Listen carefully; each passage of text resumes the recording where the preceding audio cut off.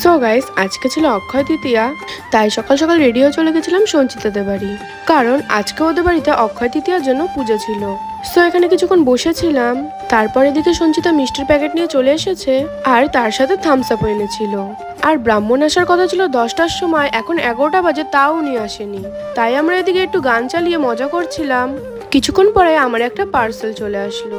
আমিও বুঝতে পারছিলাম না কি আছে এর মধ্যে, তো চলো ওপেন করে দেখি। আমি অর্ডার করেছিলাম আখরোট, আর এদিকে ব্রাহ্মণ মশাইও চলে এসেছেন। দেন পুজো কমপ্লিট হওয়ার পর ঠাকুরকে নমস্কার করে নিলাম। আর কিছুক্ষণ পর শুরু হলো জম বৃষ্টি।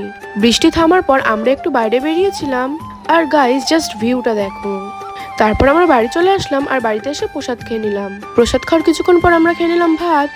এবার চলে আসলাম আমার বাড়ি যাওয়ার পালা। সো এখানে সঞ্চিতা আমাকে মিষ্টির প্যাকেট দিল আর বেরিয়ে বললাম বাড়ি যাওয়ার উদ্দেশ্যে।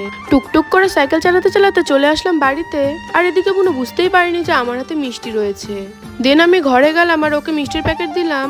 আর তোমরা দেখে নাও প্যাকেটের মধ্যে কি কি মিষ্টি ছিল।